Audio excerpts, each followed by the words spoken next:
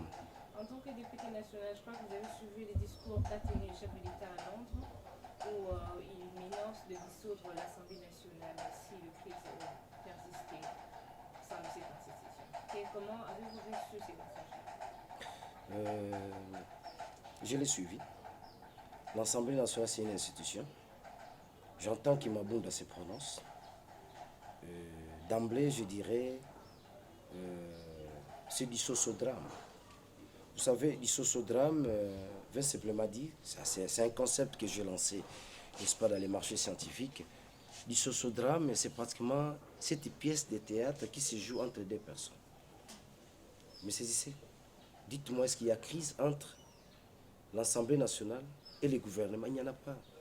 Ils cherchent à créer la crise, il n'y en a pas. D'abord, pourquoi il doit y avoir deux discours? Vous avez suivi les discours du chef de l'État à la nation, là où il parle de Kabila comme étant son frère, son ami. Est-ce que vous avez senti là-dessus l'intentionnalité des dissoudre, n'est-ce pas, l'Assemblée nationale? Parce qu'en fait, la démarche se situe au niveau de l'intentionnalité, pas au niveau des dires. Est-ce que Félix a l'intentionnalité de dissoudre l'Assemblée nationale? Est-ce qu'il en a les moyens? Est-ce qu'il a la capacité de dissoudre, n'est-ce pas, l'Assemblée nationale? Est-ce qu'il a les atouts? Voilà autant de questions qu'on peut se poser. Je pense que l'Assemblée nationale, c'est une institution. Daniel Saf, c'est un homme d'État. Je ne me prononce pas encore. Nous attendons que la présidente de l'Assemblée nationale puisse se prononcer. Ce sont des discours, c'est de la théorie. La praxis est ailleurs. Qu'on se le dise. Félix a les pouvoirs apparents. Le pouvoir réel, c'est Kabila. Les pouvoirs apparents s'articulent autour des fastes du pouvoir. Le voyage, il est à Londres, il peut dire n'importe quoi. Mais quand il est ici, il ne le fait pas. Donc il a deux discours. Il a un discours pour plaire la diaspora. Il a aussi un discours ici, s'il est pas interne, pour plaire à Kabila.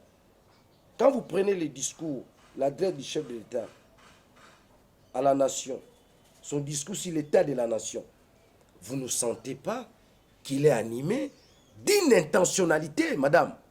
Je crois que les juristes ne vont pas me contredire. En droit, on parle de l'intentionnalité. Je crois qu'il a eu à vous féliciter. Et je me pose la question, est-ce qu'il a cette intentionnalité-là? Un bon matin, tu félicites les députés. Un bon soir, tu veux dissoudre l'Assemblée nationale. C'est langage dichotomique, frise quoi? De l'irresponsabilité. De l'irresponsabilité. Est-ce que dans la logique même de l'alternance, ils vont agir par... C'est une bonne réaction. Parce qu'il y a l'alternance. Et quand nous nous disons qu'il n'y a jamais eu l'alternance dans ce pays, quand Fayoul parle qu'il n'y a pas eu l'alternance, les gens peuvent nous donner raison aujourd'hui.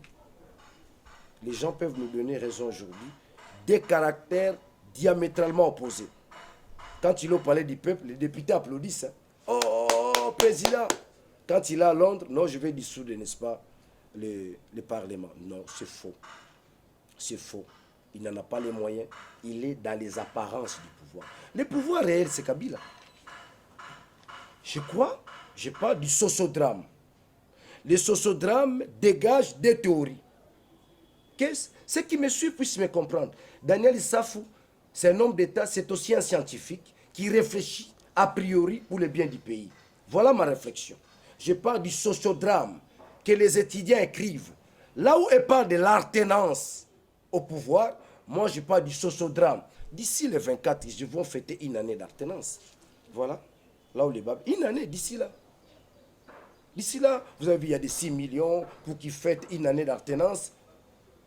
Et ce n'est pas l'alternance que les étudiants écrivent, c'est du sociodrame. Le sociodrame dégage des théories là-dessus. La première théorie, les pouvoirs apparents. La deuxième théorie, les pouvoirs réels. Et qui a les pouvoirs réels? C'est Kabila. Il a le Parlement, il a le Sénat, il a la territoriale, la terre, le combat de Daniel Saf. Et les pouvoirs apparents est lié, n'est-ce pas, à des fastes du pouvoir. J'entends par faste du pouvoir les voyages. Le président doit aller représenter les pays à Londres, hein, et ceci. Et là, vous verrez, dans ces fastes du pouvoir, il veut se faire un discours. Mais ça ne tient pas. Moi, ça me fait mal. Quand je vois les jeunes du PPRD insulter les Félix, quand je vois les ministres insulter Félix, ça me fait mal. Ça me fait mal. Il s'agit de ma famille, bien que j'ai quitté cette famille. Il s'agit de ma famille. Et je pense que un tel discours, d'ailleurs, ce n'est pas un discours. En épistémologie, j'aimerais parler au propos. De tels propos n'aménagent pas la paix au pays. Lui est là comme gardien de la paix. Il veut créer une crise là où il n'y a pas de crise. Ça bouillonne maintenant. Ça bouillonne. Les gens du PPRD réagissent. Les FCC réagissent. Vous avez suivi les jeunes, Ligue des jeunes du PPRD? Vous les avez suivis? Soroza Mobile, il dissout des parlements. Là, ce sont des jeunes du PPRD. Les bérets rouges, qui je salue en passant. C'est la jeunesse, en plein dynamisme. Ils l'ont dit. Soroza Mobile dissout des parlements. Moi, je ne suis pas là. Si aujourd'hui Félix dissout les parlements, je monte en puissance. Nous allons toujours revenir au Parlement. Nous sommes de la Mouka. Nous assistons au sociodrame. Il n'a jamais eu de perte, il s'agit du Congo.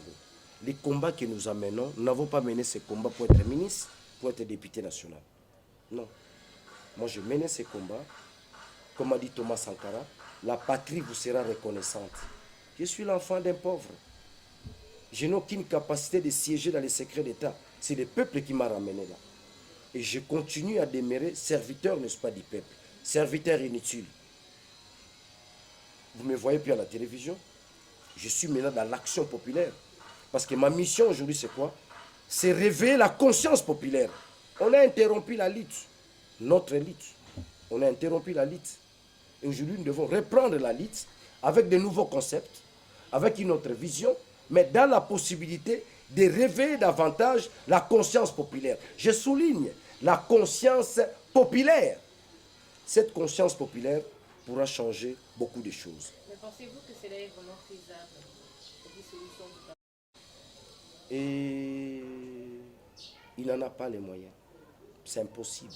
Je crois que c'est dans la Constitution. Le président peut dissoudre le Parlement au cas où il y a un conflit, une crise qui persiste, une crise persistante entre le Parlement et le gouvernement. Jusque-là, le Parlement n'a pas les problèmes avec le gouvernement. Vous voyez comment les ministres collaborent et corroborent avec les premiers ministres. Donc, il n'y a pas de crise là-dessus. La crise, c'est dans sa tête. Mais dans la praxis, jusqu'à preuve du contraire, nous n'avons pas de problème. Il n'y a pas une crise persistante entre le gouvernement et le Parlement. D'où vient cette idée, n'est-ce pas, de dissoudre le Parlement? Il n'en a pas la capacité. Et d'ailleurs, ce sont des propos juste pour plaire à la diaspora. N'oublie pas, Londres, c'est pratiquement le début du commencement de la résistance. Tout commence à Londres avec la diaspora congolaise. Ils constatent que ça ne va pas au pays. Et nous, diaspora, nous devons nous impliquer, nous devons agir. Et quand ils se retrouvent dans un lieu où l'opposition bouillonne, l'opposition en tant que réaction, opposition en tant que réflexion, opposition en tant que possibilité de comprendre la res publica, automatiquement, il va chercher à plaire, n'est-ce pas, la diaspora. Je ne le vois pas dans l'ordre des possibilités de dissoudre le Parlement. Il ne sera pas contenu l'engouement, n'est-ce pas, du Parlement. C'est un Parlement où vous avez des députés légitimes. Et les problèmes du Congo, depuis 60 jusqu'à nos jours, s'articulent autour d'un seul concept. Vous savez c'est quoi? La crise de légitimité. Depuis 60. Nous venons de fêter les 59 ans de Lumumba. Qu'est-ce qui caractérise, n'est-ce pas, l'assassinat de Lumumba? C'est la légitimité du pouvoir. Lui qui a été élu par l'Assemblée, n'est-ce pas, nationale, et au lendemain, vous arrangez à dissoudre Lumumba, à limoger. Et cette crise-là persiste jusqu'à aujourd'hui.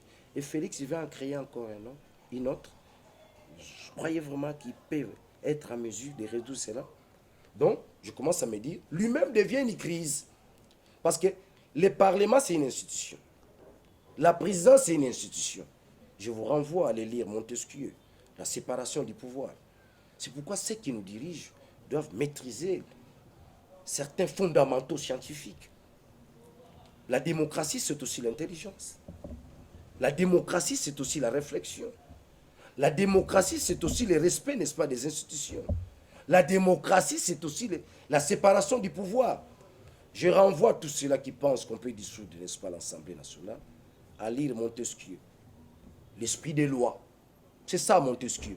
L'esprit des lois. Je renvoie tous ceux-là d'aller lire Tchamalenga Ntumba avec l'abyssoïté qui constitue le dernier paradigme, n'est-ce pas, de Tchamalenga Ntumba.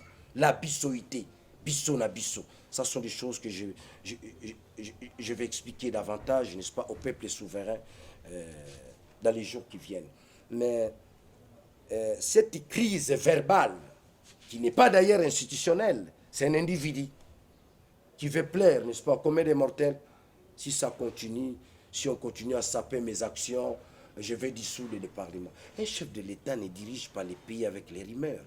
Un chef d'État agit. Il agit. Il y a eu des ordonnances qui ont été signées par lui jusqu'à là qui sont dans votre gouvernement. C'est ça ce qu'on appelle la légèreté au sommet de l'État. L'amateurisme politique. Si réellement il est chef de l'État, qu'il puisse agir. Pour dissoudre le Parlement, tu dois d'abord commencer par pleurnicher. Je vais dissoudre le Parlement. Si ça continue, non, c'est de la théorie. Nous avons besoin d'un homme à la tête du pays capable d'agir, capable de dire oui, capable de dire non. On ne dirige pas le pays avec les rumeurs. Non, certains ministres me disent, oh, ils sont là pour saper ton action. Quelle action? Quelle action qu'a le chef de l'État? Son action est diplomatique. L'action est gouvernementale. C'est le gouvernement qui gère au pays au quotidien. Mais c'est pourquoi on recommande à toute action politique, une fois aux affaires, que le président ait aussi la majorité parlementaire. Ça lui permet, n'est-ce pas, de décider, d'imposer en tant que chef d'État. Lui n'a pas la majorité parlementaire, ni au Parlement, ni au Sénat. Il va agir par rapport à quoi? Et vous croyez que si aujourd'hui il arrive à dissoudre le Parlement, il aura la majorité au Parlement pour agir? Vous croyez qu'il aura la majorité? À Kinshasa, ils n'auront rien. Nous travaillons, nous nous préparons. Quand Fayoulou chante, danse, on les traitait des danseurs. Mais aujourd'hui, Fayoulou se retrouve dans leurs intestins. Il est là, dans le cœur, dans le ventre de chacun d'eux. On ne trompe pas un peuple. On ne brade pas l'énergie de tout un peuple. Non. On ne trompe jamais son peuple. Quand tu trompes ton peuple, conséquence, nous assistons, n'est-ce pas, au sociodrame. Sociodrame, c'est le contraire de l'alternance. Ça, j'en appelle aux étudiants et aux finalistes qui écrivent. Du sociodrame, c'est cette pièce théâtrale qui se passe entre deux personnes juste pour flouer l'ensemble, n'est-ce pas, de tout un peuple. Nous sommes les gardiens de la souveraineté. Nous sommes les gardiens du peuple souverain. Et ce peuple-là nous a fait confiance. Et nous n'allons pas perdre cette confiance-là. Merci beaucoup, Nora. C'est moi qui vous remercie.